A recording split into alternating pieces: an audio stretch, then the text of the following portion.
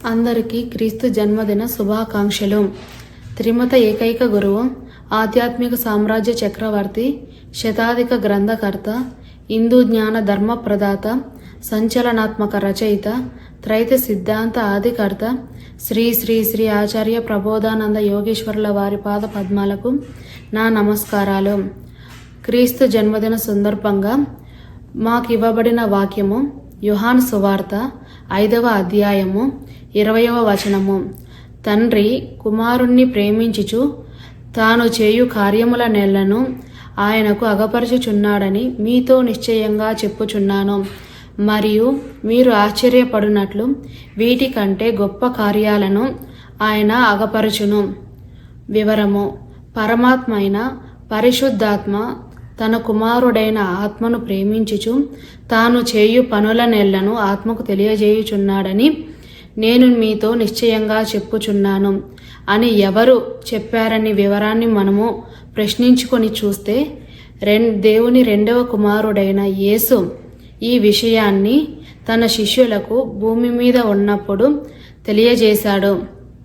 దేవుని కుమారుడు మనిషిగా భూమి మీద ఉన్నప్పుడు ప్రత్యక్షంగా ఉన్న ఆయనను ఎవరు గ్రహించలేకపోతున్నారు మరియు ఆయనను ఎవరైనది గ్రహించలేక ఫలానా అని తెలియలేకున్నారు.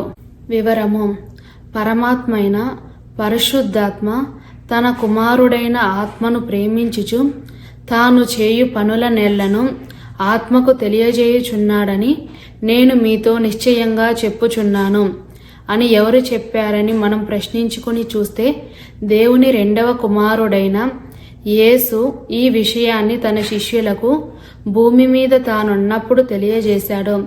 దేవుని కుమారుడు మనిషిగా భూమి మీద ప్రత్యక్షంగా ఉన్న ఆయనను ఫలానా అని గ్రహించువారుండరు. ఆయనను ఎవరైనది గ్రహించకపోగా ఆయనను అనేక బాధలకు గురి చేసి అవమానించి ఆయన మరణమునకు కారకులైన మనుషులు గలరు. అటువంటి వారి మధ్యలో ఉన్న యేసు అను పేరు కలిగి ఉన్న దేవుని అద్వితీయ కుమారుడు ఇంకా ఈ విధంగా చెప్పుచున్నాడు.